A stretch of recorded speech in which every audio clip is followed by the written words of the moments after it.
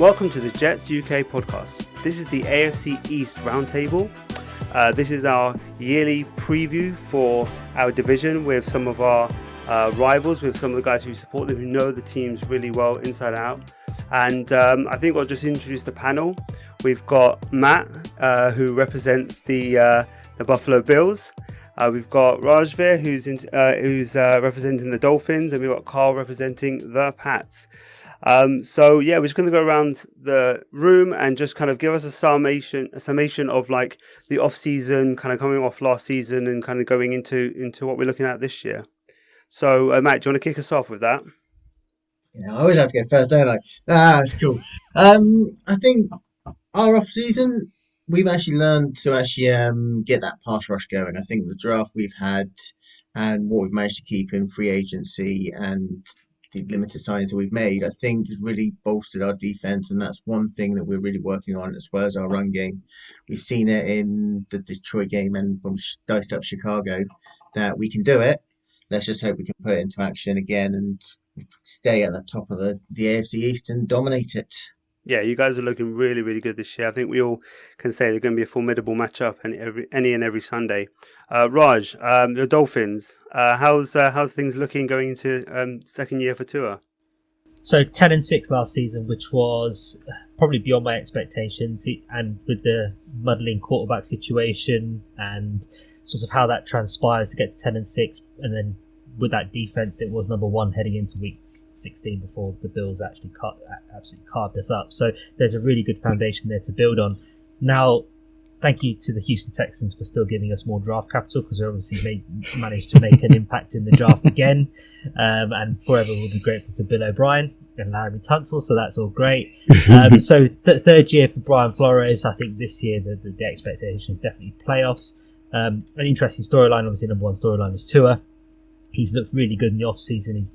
There's definitely a feeling that he's leapt from year one to year two. You have to remember year one was COVID and coming off that horrendous hip injury.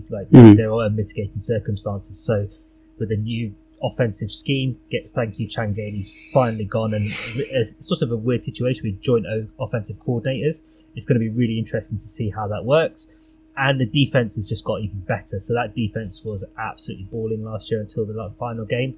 And that defense feels like it's got better. The off-season and OTAs, they're really looking strong. And I think with Javon Howard staying for us, it's made sort of, that big difference to make sure that we can stop, especially the Bills, and hopefully challenge the AFC East crown. Yeah, it's definitely going to be an interesting year for the Dolphins to see if they can kind of keep up with what the Bills are doing. And so, Karl, last but not least, the Pats, obviously kind of almost on a slight rebuild, but bringing a lot of guys back from kind of the opt-out last year. So you guys can be back to being quite a difficult matchup. Last year was obviously a bit of a down year, but that's 7-9. That's a down year for Bill, isn't it? So how is it looking going into this year? A lot stronger and a lot better compared to what it was last year. Last year was just basically a trying year. Cam Newton coming in 6 weeks prior to the season starting was not a good start. Got wrecked by COVID after week 3.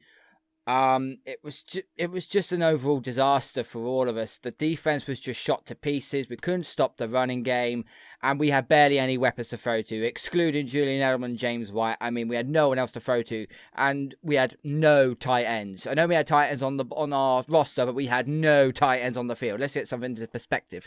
Yeah. Coming into this off season, we have stabled it, and we've actually spent money on the defense. And the one guy I'm going to bring up is Matt Judon, who has literally been lightning for us coming off the edge in preseason, in training camp, and the quarterback battle as well, letting Mac Jones fall to us at 15. And since the start of training camp, he has slowly closed that gap on Cam Newton, and it's becoming even more apparent now that Mac Jones is slowly creeping his way to maybe even stealing the job off Cam Newton. Cam Newton doesn't even need to relinquish it. Mac Jones could actually steal it off him. Yeah. So it's going to be really interesting now for the final preseason game to see if Mac Jones can really take that job off Newton. Yeah, I'm interested to see if Mac Jones does get the start. You'll have that in that week 2 matchup, Jets versus Pats with the two rookies. That'll be a really interesting game. So if we spin back to Matt with your Bills, in terms of pinpointing what you think is the most important move, it could be it could be a personnel move, it could be a coaching move, it could be something else. What would you say is the most important move that you think is really taking you from last year to this year? Well, I think there's two. I mean, keeping the majority of our free agents. I mean, we've only lost really John Brown. Really, is the only real big one that we've actually lost. We've got good replacements coming in Sanders, and we've got Gabe Davis in the second year on there. But the main one has to be keeping our coordinators, especially Brian Dable. The fact that the Chargers didn't take him obviously shows how good that we were. Obviously, going further and further into the playoffs, and obviously because of that, the new rule for coaches, they can hire and talk to him at any point during the playoffs. But keeping him and keeping that dynamic with Josh and keeping the weapons around and keeping Ken Dorsey, the most underrated guy on there, I think they're the two main keys to that, because Josh has that continuity. We've seen what he's done in those in the 3 years leading up, and with a bit more confidence, a bit more work on there, he's gonna go. The ceiling's going up even more. Yeah. So they're probably the two major ones for us, really. I think it was major keeping Dable, and I think definitely was one of those ones where playing in the playoffs hurt the coach, and obviously then I need to change that, and they have, haven't they? So no, it's definitely a really big move. Raj, for your Dolphins, what's the kind of pivot move what's the big move that you think has really kind of been the important one this off season for you guys? Again, like Matt, I've probably got two. Number one is getting rid of Chan Gailey. Right. He should never have come out of retirement, and thank God he's gone back into retirement. He's Ryan Fitzpatrick's best friend, and I know from the Jets, he was with the Jets in 2015 as well. So yeah, that scheme was just not tour friendly, and it was just good riddance. And it's going to be really interesting to see how Studsville and Godsey do as a joint OC. And it's interesting, and don't discount our new quarterbacks coach Charlie Fry, who had some interaction with Tua at college. There's rumours that he's actually giving the place to Tua on the field, so that's how that dynamic works. It's completely different to any other OC situation in the NFL, so it's going to be really interesting. And then secondly, it's Jalen Waddle. How defenses are going to be able to cope with that speed, and obviously having that chemistry with Tua at Alabama. I think he's going to be a matchup nightmare for any single defense, not just in the offense, but in special teams as well. He has got home run ability in kick returns and punt returns, and hopefully he's fit and firing, and he seems to be fit and firing after his injury at Alabama last year. And if he is well, then I'm sorry, the likes of J.C. Jackson. Here we go.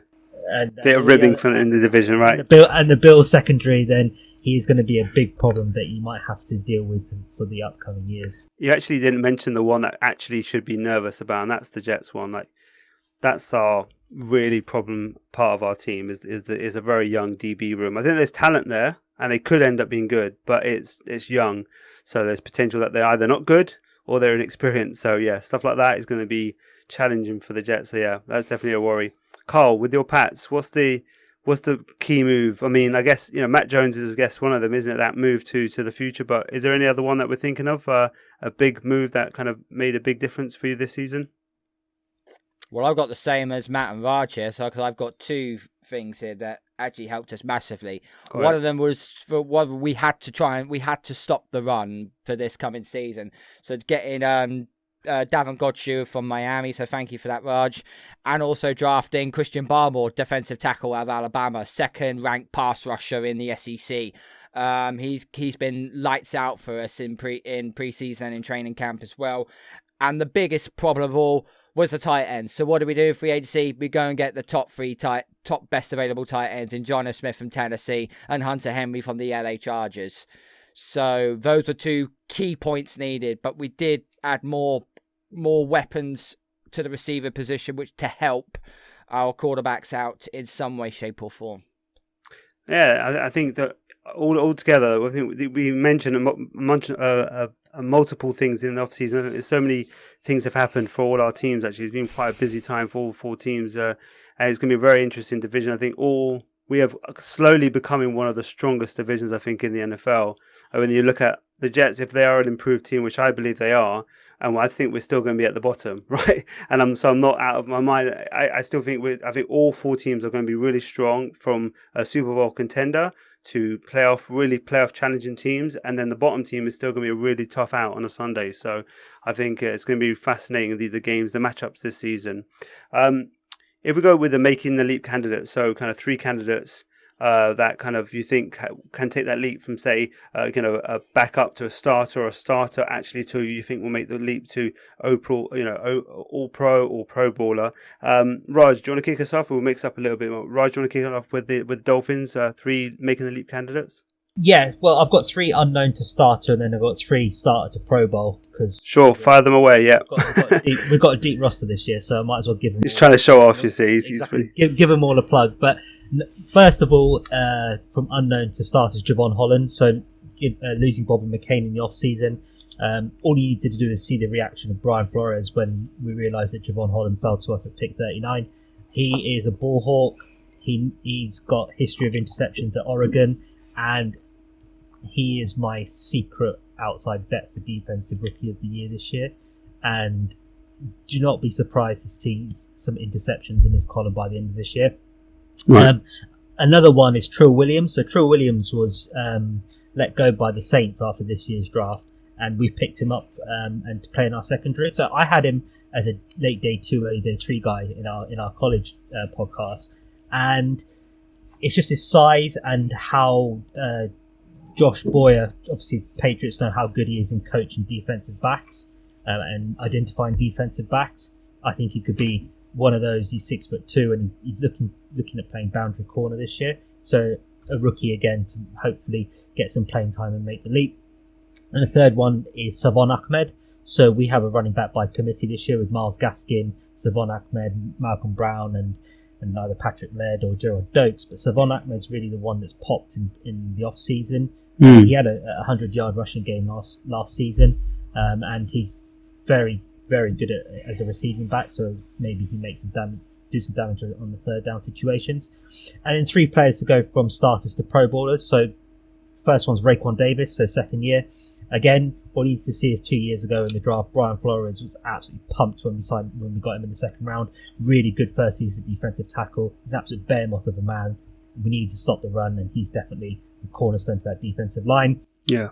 And then 2 guys that are coming out of contract this year, but I can see making big leaps as the Pro Bowl caliber players. Mike Gesicki, it's already showing in the offseason that Tua is forming that connection with Gesicki, because Gesicki did have that connection with Fitzpatrick, and that rapport with Gesicki is going to be really important because he is a pure receiving tight end, and he can be a matchup nightmare.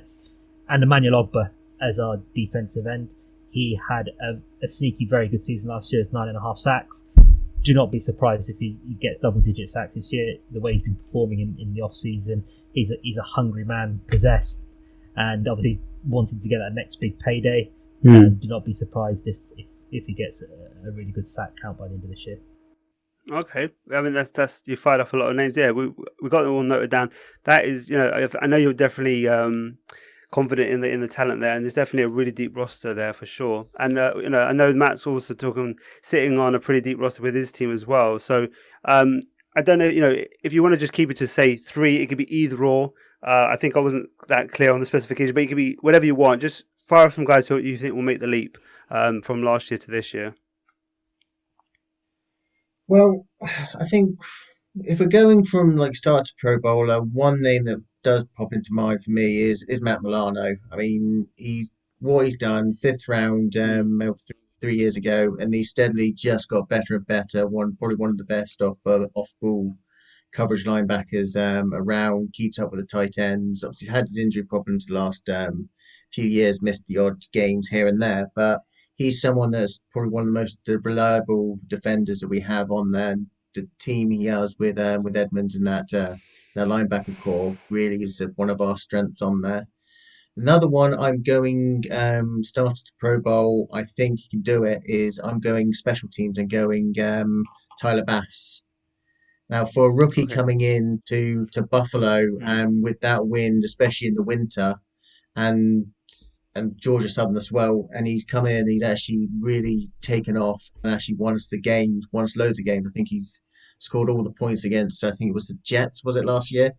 Or 18 points or something Yeah, like he that. put up some points. I think I kind of tried to forget about that last season, as you can probably understand and respect that season didn't happen other than just getting us to where we are now. So that's all I forget about. And Gase is off somewhere doing what he needs to do. So we'll forget about that. But anyway, yeah, Tyler Bass, I was really impressed with him as a rookie kicker, and I can see that having another year. We'll be like, okay, it wasn't just one off, because we always have kickers who have that one off year where they're like, they can't miss at all, and then they get the yips, and then they're out by the midway through the season. So, but no, I think he had a really promising year as a young kicker. He hasn't done anything wrong up to this point, and I think you're right there. Who's another guy you think can make a leap? So maybe someone we're not thinking of that we don't really know that you think will be like, oh, that guy's a named guy by the time we talk about at the end of the season.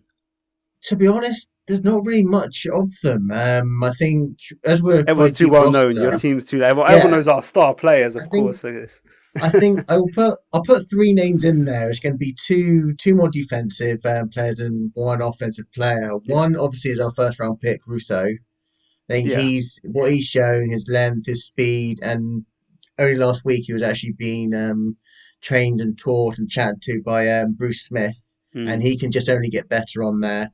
We also got Efe Obada when he'll come in. I love Efe. I've got him a lot for the 53. Most of his stuff came from the inside. He can play on the outside, so he's got that versatility. And one on offense, I don't know how many snaps he'll get. Hopefully he'll get quite a few of them, but it's Gabriel Davis, the wide receiver.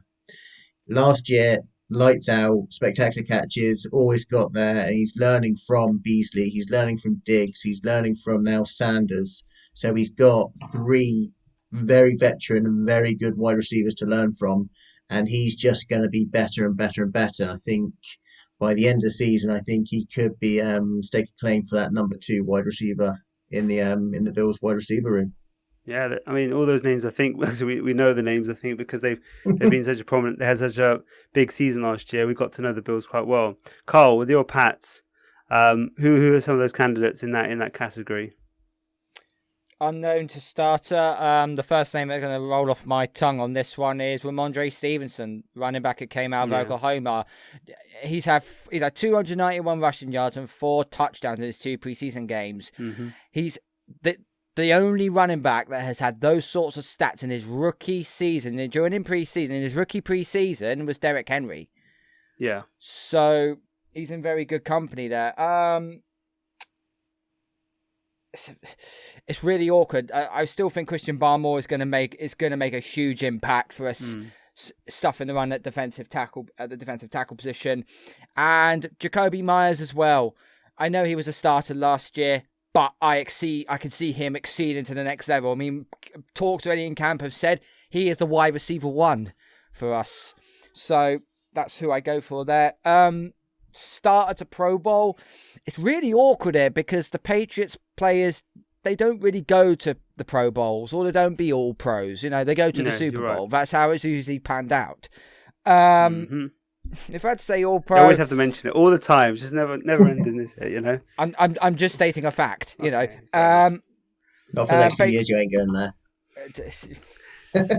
Yeah. Pipe down. All right, I'm calm. Right. Start to Pro Bowl. Dante Hightower. I've got him going for. I believe that he has got a huge chance here. Him opting out last year, coming back. He's going to want come back here. He's going to want something to prove. So I expect Dante Hightower to really push hard. Another linebacker as well came out of my favorite college team, the Michigan Wolverines, Josh Uche. I expect he expects to have a monster season coming. He can play inside, he can play off the edge as well. So he is like a Matt Judon type of player. And offensively, it's really hard here. I'm gonna say Michael Onwenu, our left guard. Okay. He had an outstanding season for a rookie last year. I think he was ranked 3rd by Pro Football Focus as a rookie. He actually stepped in a right tackle, and he done really, really well. So if he can move, he's now in his favourable position at left guard on that left-hand side with Isaiah Wynn. I actually think he can now make that big step that he needs to do. And then All-Pro, I'm going to go with the same person that got All-Pro last year, and that's our punter, Jake Bailey. I know it's not the sexiest pick, it's not the fanciest position in the world, okay? Yeah. But when you got a guy that can punt the ball, keep it for a good long time in the air, and nail it between the end zone and the 5-yard line, you've got yourself a damn good player there, and it puts the opposing team on their back foot already. Yeah, no, definitely. It's important. And if you got that, if you got a Pro Bowl punter that, you know, you looked at someone like Johnny Hecker as well, like it does make a difference for sure, especially if you've got other parts of the team that are dangerous and you can kind of exploit that. So no, I think that's, you know, we talk about the positivity. Obviously there's going to be some guys with a lot of talent coming through. There might be some guys who obviously maybe come to the end of their time with your teams. Maybe they may be diminished in their role. Is there anyone who kind of fits that profile, Matt, at the Bills, who maybe kind of has to take a back seat to someone, a younger player, or maybe even loses their roster spot to someone replacing them? Well, there's talk that Vernon Butler could be on the bubble and could be out. I've seen a fair few 53-man projections by Bills beat guys that actually have him on the bubble and have him out on there. But diminished, you're really looking at Jerry Hughes and Mario Addison. I think the way, mainly Addison more than Hughes, but Hughes is coming to the end of his contract at the end of this season, so we'll see what happens. But with Addison, I think the fact that Russo has actually shown that in training camp and actually shown in pre-season what he can do, I can start seeing him being in AJ Epinesa of last year, actually getting the low reps and then starting to become more and more involved in there. And I can see Addison being the guy really that loses reps from it. I mean, we've got Epinesa on one side, Russo on the other side, Basham in there as well. And we've got this young, talented pass rush, which will start developing. And I think we'll see a change of guard, really. And that's pretty much the main place I can see that some big name could get less reps and could even be cut. Because, I mean, offensively, there's not really that many. No, it's pretty young offense, right? Yeah. I think defensively, I mean, that the pass rush has been, a slight weak spot from guys that were kind of known but weren't great when you looked at such a great roster overall. And now you've upgraded that, and that's when sometimes you fade out these older guys to kind of backseat roles and kind of roster, you know, kind of backup roles and depth guys. So yeah, Raj, same question for you. Who's the guy who kind of could be on the bubble, maybe take a back seat a little bit? Who fills that role for the Dolphins this year? Yeah, sure. Just for I thought when Karl was going to say All Pro, was going to say N'Keal Harry, but obviously that was He can't even stay stay healthy on the field, but you know, I digress. So I had to pipe up there, but yeah, two players that are going to have a diminished role and maybe be cut. So one that potentially could be cut is Jakeem Grant. He's been there for a while now.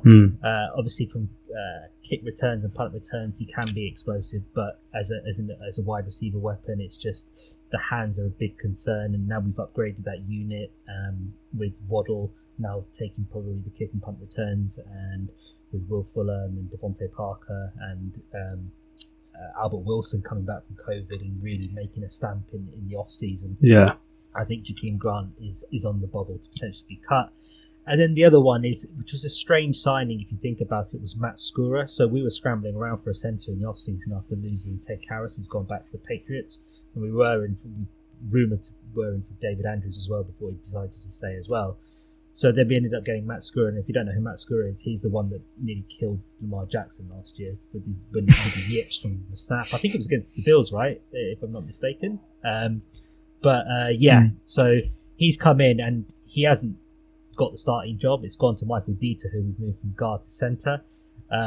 It's a bit of a worrying position for me because I thought, okay, without making a splash in the off-season, I thought we were going to get one of the good centres in the draft this year, such as Creed Humphrey.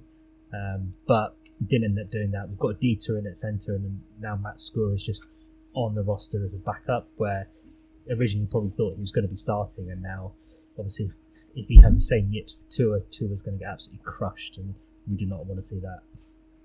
No, I mean, I guess you must have it. The line itself is a little bit of a worry in terms of for the Dolphins. You're worried about the interior a little bit with the Dolphins? Would you say? I think when you say a little bit of a worry is a bit of an understatement. Okay, I'm being kind. I'm trying to be kind. I'm not trying to be. I'm not trying to put too much banter on this one and make these sweeping gestures.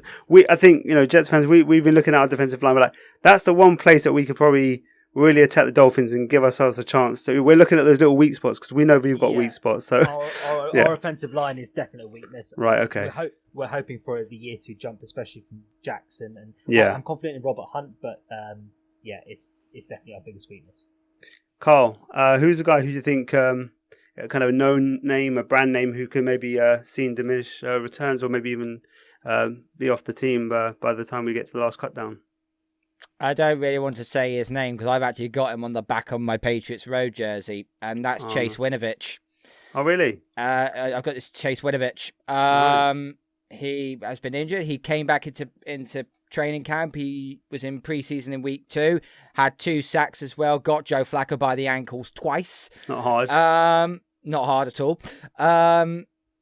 But I don't know. He's just very one-dimensional. And there's one thing the Patriots are always assertive for, is versatility. Yeah. And if he doesn't help stop the run, because he was good as a pass rusher, but that was about it. So he has to transcend to just be not just a pass rusher, but could also stop the run as well. If he can do that, then I believe he does have a spot on the roster. But it's going to be a really close, because there's a lot of defensive men out there that are making so many plays and are making so many names for themselves. So Chase Winovich right now, as Matt would describe it, is on the bubble. Yeah, we'd have to pour one out for an all-time Pats name guy. I mean, Chase Winovich. Have you ever heard of more of a Pats guy than that? If we go to the last 2 ones, which is a bit more fun. Matt, if we look at, and your roster's pretty loaded, as we know. But if you could take maybe like one player offensively, one player defensively from any of the teams around the division, not each, just one player. Just pick your choice from the teams. Who would you think would give you an upgrade in positions that you need to upgrade in? Well, I know there's probably a couple of positions. There would be cornerback and probably a little bit tight end, but especially on defense, there's 2 I really want to put the names on, which one is Savon Howard, and the other one is Karl Duggar. Those 2 really defensively. Okay. Yeah, I think obviously cornerback 2 is going to be a minor problem for us when we got a rotation of Levi Wallace and Dane Jackson. So having someone like that to go with White, to go with the most underrated safeties there, Hyde and Hoyer, will just make that secondary really, really solid. And Duggar just playing that hybrid role, which I loved him coming out of college. I've seen what he done for the Patriots as well. He'll make that, and is a young player as well, so he can play more positions and really be that vertical chess piece that most defenses crave. Offensively, it's probably going to have to be one of the tight ends, either Smith or Hunter, because we've got Dawson Knox. He's serviceable. We're not really seeing that leap from him that much, and he's still has a case of the drops every now and then. Hollister is underrated, but not elite again. So probably someone like Smith or Henry Hunter, really. Maybe even Jazeki, but a tight end or cornerback really is something that I would choose from one of the teams to bring onto the Bills. And Raj, who looking at the other teams in the division, who are some of the players, and one, offensively, defensively, who are 2 players? We'll make it basically 2 players that you would like. It can be both from the same team, from the same position, side of the ball if you want. We'll kind of open up a bit more. Who are the guys you like on other teams that you like to kind of strengthen the Dolphins? So I'm looking at your Jets, and I'm looking at Mekhi Becton, left tackle. And AVT, right? So just take our whole left side and just, yeah. Well, AVT is he's unproven. I know he's not started. I know, and getting the guard in the first round. Hey, But He's a great lineman. Let's just say he also had versatility to kick outside, as he showed. He was great. So I'm happy with that. Let's not talk about positional value at this point. I will say this: AVT does show a lot of promise. He really does. Yeah, obviously he replaced Austin Jackson at USC, but yeah, Mekhi Beck's an absolute beast in both pass protection and run game. I think he'll be an instant upgrade over Austin Jackson. I'm not giving up on Austin Jackson yet, but you can tell the difference in class between those two. And obviously, I want to make our strength even stronger. And for me, one of my favourite players in the NFL is JC Jackson. I absolutely think he's an unbelievable corner. He's the best corner at the Patriots. I don't know if has he still got that second round tender on his contract? Still got the second round tender on his contract. Yeah. And I don't know why no team has gone for him, because I think he's an absolute stud. You could put him on the outside and bring Byron Jones into safety, or you could bring JC Jackson maybe into a slot corner. But he is some player. He was unlucky not to be. I don't think he was a Pro Bowler last year, because the depth and talent at cornerback is just insane in the league at the minute. But he is one player that I absolutely love and make our secondary even stronger than it already is. Yeah, Karl, what about you? What about the Patriots kind of pinching some guys off the other teams to make yourself better? Well, I'm going to pinch 2 players off the Bills. Okay. Okay, and I'm going to pick a wide receiver, Diggs. I have to pick Diggs. The guy had an outstanding season with Josh Allen last year, and he is that bona fide number 1 wide receiver, which I would say we are still currently missing.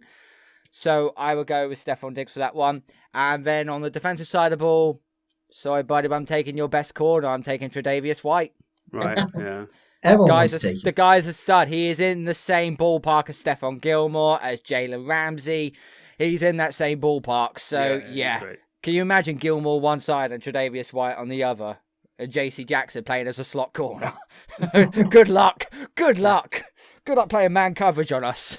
You bring up the wide receiver, just to kind of talk about that. You know you brought in Kendrick Bourne, you brought in Nelson Aguilar, and obviously you talked about Jacoby Myers. How are you feeling about the wide receiver room? Because I guess you're looking at the guy where you got some depth there, but no number 1. Is that what you're looking at, or how have they looked? Jacoby Myers looks like he's going to be the wide receiver 1. A very good 49ers fan of mine who knows Kendrick Bourne very, very, very well. They nicknamed him when he was Niner either Mr. First Down or Mr. Touchdown.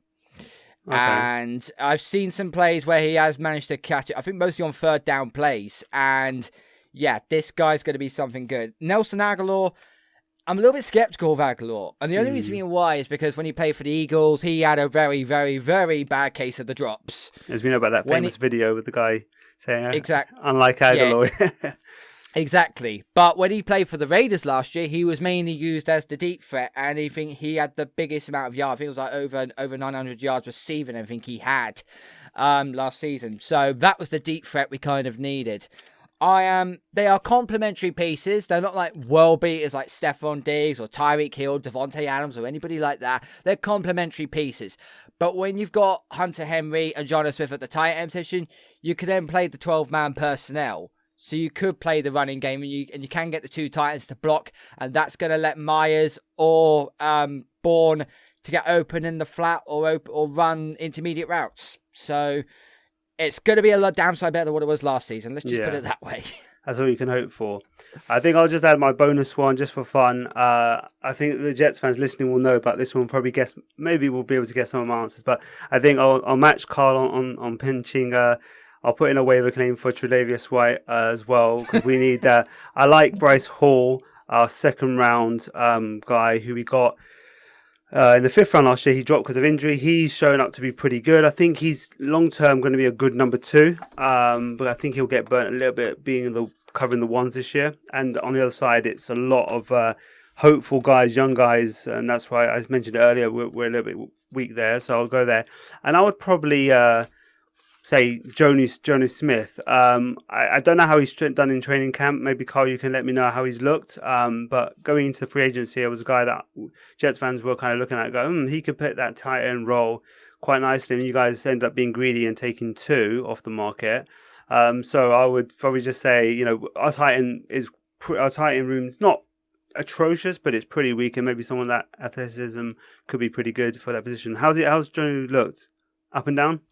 Jono's looked excellent. Okay, so then I keep my position. Yeah, that's good. Yeah, well, not good for us in the season, but good for my what I'm saying. Yeah, Jono Smith looked excellent. Hunter Henry unfortunately had a bit of a shoulder problem, so we haven't really seen that. We haven't really seen that much of him. And injuries that was the one with that guy, you know. Yeah, that was the one cause of concern when we brought him in. He is quite injury prone, so let's just see how he pans out for us, because otherwise he's just going to be told he's going to be made out of glass. Yeah, if now to finish off the last question is a bit of a funny. You're going to have to really be introspective here. If you choose one player from your team, and it could be on the field, it could be off the field issues, it could be anything to do with, you know, if you say you have to pick one and plant them on a certain team on a team, who would you choose?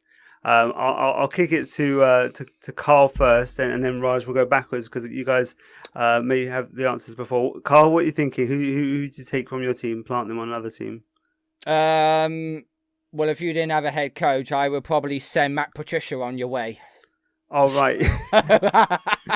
Yeah, exactly. That counts. You can pick a coach if you want. If there's anybody in the locker room, you can send as someone. So yeah, that's the Patriots' secret plan, right? Is they just send their mediocre coaches that Bill makes them look good into just destroying other organizations around the league, and then eventually someone gets out like a Brian Flores, and you're like, oh, okay, well that one's a legit one. But the amount of Patriots guys who've gone out there, I mean, Josh McDaniels is just hiding there behind that role after what happened in Denver as well. So that's interesting. Raj, who would you? I guess you're talking about some of those offensive linemen you probably want to give to the other teams. But is there anyone else that you think maybe would do some damage if they ended up on one of the other teams? Well, I'm actually thinking long term, and right. If you could do maybe like a 1-year loan or something like that, I would actually give Noah Igbenogany to the Jets, because he's still young and he's not going to get much playing time this year at the Dolphins with our loaded secondary. And I think we drafted him when he was 20 years old, and we drafted him in the first round, so obviously there is talent there. And I would love him to go to the Jets maybe for like a year, like you do in football. Like a loan scheme. That's interesting. That'd be interesting if that happened. The problem is if the person gets like a kind of a career-ending injury on loan somewhere, I guess it's a little bit more intense than in football. Exactly. But obviously now you've got I think a good head coach in Robert Saleh who knows how to coach defenses. Yeah. I think that would be an interesting move. So it's a bit left field, but hey, you've gone positive. I was thinking about Plant, who basically is there to take down a division rival. You've gone positive, and I accept Noah Igbenogany as another cornerback that we need. Definitely. So that's interesting, and thanks for your positivity, Matt. Who would you plant? I guess it's Cole Beasley, right? Just kind of plant him on another team and let them, take his teachings to other teams, right? No, I'll give you. Yeah, I mean, look at that. Look at what's happened with Gabriel Davis, and so I'll give every team Bobby Hart. You take Bobby Hart from false start, Bobby Hart. Wonderful, mate. Oh man, that's crazy. No, yeah. I think really, again, it'll be to the Jets. I'm going to be a bit positive on this one as well. It'll either be Mario Addison or Darryl Johnson for you guys. Obviously, you have issues with your edge rushing and all that, and both those guys, obviously Addison with the vet and Darryl Johnson, who is again on one of the ones fighting for the last roster spots, but can play special teams and has exploded and has shown flashes of brilliance and is a youngster as well, so good to develop. So ideally it'd be one of those two to the Jets, but in a perfect world it'd be Bobby Hart to everyone. Just cut them in 3 and send a third to each of you. The one I would say for you guys is I would say, yeah, sign this guy Dan Feeney as your backup guard. He's a really good guy and a great, he'll be on your 53 because he's such a great locker room guy. But don't let him protect Josh Allen. Don't let him protect Tua or Matt Jones. If AVT goes out, I'm a little bit worried just purely because he's literally like a black hole between Becton and McGovern at center. The guy is he's such a great guy. I don't know if you saw the videos of him at the Islanders game. He's got this flowing mullet. He's a real character. The fans actually loved him off the off-season. And then you see him again in the preseason games. You're like, oh, wow, that's why the Chargers, who had a terrible offensive line, let him go as well. So I would plant him on a guy because you definitely the fan base will get around him. He probably gets his roster spot because he's such a great locker room guy. But on the field, Jesus Christ, that guy is dangerous. He really is dangerous to any franchise quarterback. So, guys, it's been really, really good getting to know you. For the Jets fans to listen to guys who know their teams, to kind of know a bit more about the teams that we're facing this year. I'll just go around and jump to see, any promotion you want to do. Matt, I know you run the Red, White and Buffalo Blues podcast. Do you want to kind of shout out any of that stuff or anyone? I know it's Jets fans, but there may be other people listening. Any rep that you want, anything you want to put out there for people to follow you on Twitter, to follow any Bills stuff? Yeah, so we're at UK_Bills on Twitter. We've got a podcast Twitter at RWBB_podcast. YouTube, Buffalo Bills UK. So we put out content. YouTube, we're starting that back up and getting more content out of it now. But our podcast, really, we're just going through the motions, getting back into the swing of it now. The season's actually coming up. Got a couple of good interviews coming up, lined up. And yeah, we're always up for a good laugh, and if they want to listen to more Bills stuff, we've got a sister show, Bills from Afar, which just talks to see how Bills fans outside of the US actually came to support the Bills. So that's always interesting to hear about other people, how people find their way to certain teams. There's always an interesting story, when you ever have an interview with someone outside. How do you become a fan of this team? There's always some weird way that they find their way there. Raj, if you want to follow you, anything you want to promote, anything that you work on that you want people to follow you on, do you want to shout out? Yeah, so follow me at The Garch on Twitter, and I podcast for the Full 10 Yards and the Full 10 Yards college football teams, which we both have Twitter handles on. So from the college football side, we'll be doing our summer scouting series and getting ready for the college football season. And we've been doing some betting podcasts on the NFL. So if you're interested in that side of the game, then give it a listen. And on the Full 10 Yards website, we have released our our season guide. And go online. It's $4.99 online. It's a great read, a digital copy. I contributed towards a couple of teams. It's some real hard work gone into that. So have a look, download your digital copy, ready for the new season, and yeah, keep listening to the Full 10 Yards because we're throwing out content left, right, and centre at the minute. Yeah, it's great stuff. And Karl, last but not least, do you want to shout out any of your stuff you want to put out there? Anything coming up? We're just about to finish off the remaining of the AFC South. Friday and Saturday should be my last lot of shows remaining to do. Got a very, very special guest on coming for the Patriots video as well. Ray Roof from Dear Pats Nation's going to come on all the way from Canada. So it's a 12 a.m. recording for me. So this is going to be a joy to do. But no, my channel is 2 Feet in Bounds. Subscribe to our channel. Follow us on Twitter at TFIBUK20. We have just today hit over 600 followers, so that's absolutely fantastic. Well, that's absolutely fantastic. And we're on all major podcast platforms: iTunes, Spotify, Deezer, iHeartRadio, and Amazon Music. And so we are basically an NFL channel talking all 32 teams. We're not being biased to our own teams. We can be a little bit. I do have a co-host with me, Craig, who's an Atlanta Falcons fan. There are some 28-3 references thrown in every other episode. So, so that's my channel. And go take a follow and go like some of the videos and subscribe to the channel. That's brilliant stuff, guys. No, absolutely. Thanks for joining me. Just to say to any of the listeners, we're going to be on. We're going to have a micro pod or a mini pod with me and Matthew covering kind of after the Philly game. We don't want to really record just before on Friday, and then something happens, big or small. We're just waiting until after that happens, and we can kind of look forward to the season from there. So that'll hit after this, maybe the next day on Sunday or Monday. You'll look for that. But guys, thanks for joining me on this one. And Jets fans, we'll see you on the next one.